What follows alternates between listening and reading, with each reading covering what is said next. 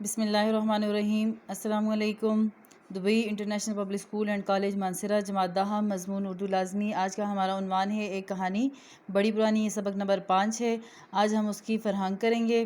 فرہنگ میں ہوتے ہیں مشکل الفاظ اور ان کے معنی۔ کسی بھی سبق کو پڑھنے کے لیے ان کے لیے جو ہے الفاظ کو جو ہے معنی جاننا بہت ضروری ہوتا ہے۔ آپ نے سبق پڑھنے سے پہلے جو ہے یہ الفاظ معنی اپنے پاس لکھنے بھی ہیں اور یاد بھی کرنے ہیں۔ اس کے بعد پورے سبق کی آپ نے ریڈنگ بھی کرنی ہے۔ الفاظ یہ ہیں: بین کرنا، رونا۔ بین کرنے سے مراد یہ ہے کہ اونچی آواز سے رونا اور دھونا اور ساتھ میں آہوزاری کرنا، گلہ شکوہ کرنا۔ ریزگاری، جمع پونجی، گھرا، گٹھڑی، چڑچڑا کر بولنا، زیادہ غصے سے بولنا۔ آتش بازی، جلانا، ہتک، بیزتی، تیاگری، ترک دنیا کرنا، یعنی دنیا کو چھوڑ دینا، اللہ تعالیٰ کی محبت میں یا کسی دینی وجوہات کی بنا پر دنیا کو چھوڑ دینا۔ اوندا، الٹا، تمتمایا ہوا رنگ، سرخ رنگ۔ لو کے جھونکے، لو بولتے ہیں گرم ہوا، ادھر گرم جھونکے لکھا ہوا ہے۔ لو بولتے ہیں گرمیوں کے موسم میں چلنے والی گرم ہوا۔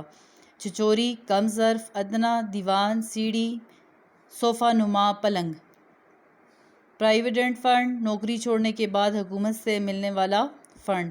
ہسٹریا، عورتوں کی اعصابی بیماری جس سے ان پر پاگل پن کے دورے پڑتے ہیں۔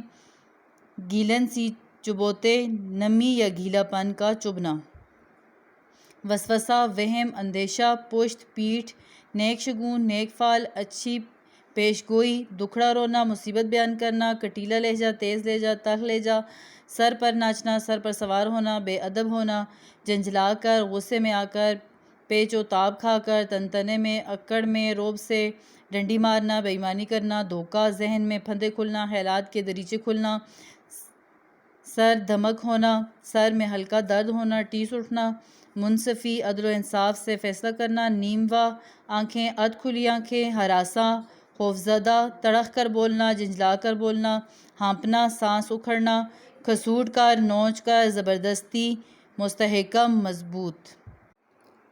بسم اللہ الرحمن الرحیم۔ فرہنگ کرنے کے بعد ہم اس سبق کا خلاصہ پڑھیں گے، اور خلاصہ بھی آپ کے جو دوسرے نوٹس دیے گئے ہیں ان میں نہیں ہے۔ آپ نے خلاصہ یہاں سے دیکھ کر، سن کر آپ نے خود جو ہے نیٹ کاپی کے اوپر لکھنا ہے، اور نیٹ کاپی لکھنے کے بعد اس کو آپ نے یاد بھی کرنا ہے۔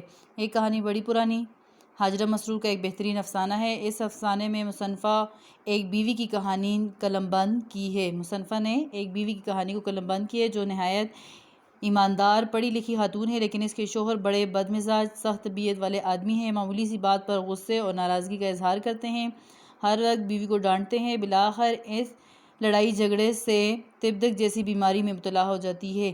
تبدک جو ہے ٹی بی کی جو ہے مرض ہے، جو کہ اس زمانے میں ایک لاعلاج مرض تھا۔ بیماری کے باوجود اپنے خاوند اور گھر والوں کا پورا خیال رکھتی ہے، یعنی کہ اس بیماری میں ہر وقت انسان کو جو ہے بخار رہتا ہے، ہر وقت اس کی طبیعت جو ہے بوجھل رہتی ہے، کام کاج نہیں کر سکتا، جسم کے اندر کمزوری پیدا ہو جاتی ہے، اور خون سارا جو ہے وہ جل جاتا ہے، ختم ہو جاتا ہے، اور رنگ جو ہے وہ بالکل جو ہے خراب ہو جاتا ہے، جس کی وجہ سے اور ہر وقت جو ہے کمزوری محسوس ہوتی ہے۔ لیکن اس کے باوجود وہ جو ہے اپنے گھر والوں کا جو ہے مکمل خیال رکھتی ہے۔ ڈاکٹر نے عمدہ خوراک کی تجویز دی ہے، لیکن بیوی خاوند اور گھر کے اخراجات مد نظر رکھتے ہوئے پیسہ بچاتی ہے۔ جو بیوی ہوتی ہے وہ اپنے خاوند کا بھی جو ہے دھیان رکھتی ہے، اور گھر کے اخراجات کو بھی مد نظر رکھتی ہے، تو ہر وقت جو ہے پیسے بچاتی رہتی ہے۔ گھر کی تعمیر میں اپنا پرائیویڈنٹ فنڈ اور اپنی 6 تولے کا سونے کا سیٹ بھی خرچ کر ڈالتی ہے، لیکن اس کے باوجود خاتون خانہ میاں صاحب کے درمیان لڑائی جھگڑا جو ہے وہ ختم نہیں ہوتا، ہر وقت لڑائی کا سلسلہ جاری رہتا ہے۔ ایک دن ان کے نوکر بخشو میاں جو بیگم صاحبہ سے کسی بات پر ناراض ہو کر گھر سے رخصت ہو رہے ہوتے ہیں، راستے میں میاں صاحب انہیں روک لیتے ہیں اور گھر واپس آ کر کہنے لگے کہ آپ نے پھر بخشو میاں کو گھر سے نکالا۔ بیوی کہنے لگی، اس نے اسے کچھ نہیں کہا، یہ خواہ مخواہ منہ پھلائے روانہ ہوا۔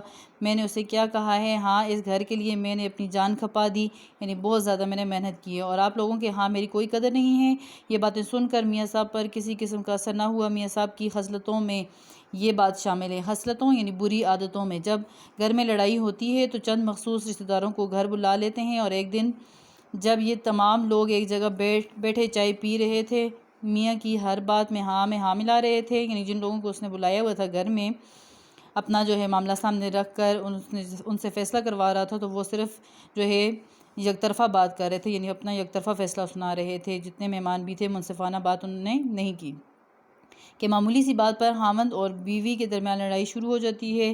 بیوی سب کے سامنے شور سے کہہ رہی ہے کہ آپ مجھے ہر وقت تانے دیتے ہیں، اس گھر کے لیے میں نے کیا نہیں کیا، پیسہ جمع کیا، اپنا پرائیویڈنٹ فنڈ سونے کا جو ہے سیٹ جو ہے بیچ کر میں نے گھر میں لگایا۔ یہ باتیں سن کر میاں صاحب آگ بگولا ہو جاتے ہیں۔ یہ ایک محاورہ ہے۔ آگ بگولا ہونا سے مراد یہ ہے کہ بہت زیادہ غصے میں آ جانا، طیش میں آنا، اور کہنے لگے کہ آج مجھے یہ زیور کا تانا دے رہی ہے، تیرا کئی دفعہ علاج کرایا، میں نے تیرے لیے کیا نہیں کیا۔ لیکن بیوی جواب دیتی ہے کہ نہیں، میرا یہ مطلب نہیں۔ اس میں میاں بیوی اس بات کو بہت دور لے جاتے ہیں۔ خاتون خانہ اپنی کلائی سے چوڑیاں اور کانوں سے بالیاں اتار لیتی ہے۔ میاں بیوی اتنا شور مچاتے ہیں کہ بلاخر تنگ آ کر شوہر بیوی کو طلاق دے دیتا ہے۔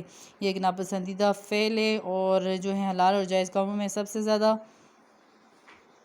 تو اس بات کے جو ہے بچنے کے لیے یہی ہے کہ انسان جو ہے کمپرومائز کرے، یعنی اپنی باتوں کو جو ہے زیادہ طول نہ دے اور باہر کے لوگوں کو بیچ میں شامل نہ کرے، تو بات جو ہے اتنی طول نہیں پکڑ سکتی اور نہ ہی جو ہے یہ نوبت یہاں تک آ سکتی ہے۔ اس لیے جو ہے اس وقت جو قصور جو تھا دونوں میاں بیوی کا برابر تھا کہ دونوں نے جو ہے غلطی کی۔ جو زیادہ جو قصور ہے وہ خاوند کا ہے، کیونکہ وہ باہر کے تمام لوگوں کو بلاتا ہے اور اپنے گھر کے حالات ان سے بیان کرتے اور وہ منصفانہ فیصلہ نہیں کرتے، اور زیادہ جو ہے بات جو ہے آگے بڑھ جاتی ہے اور طلاق تک نوبت پہنچ جاتی ہے۔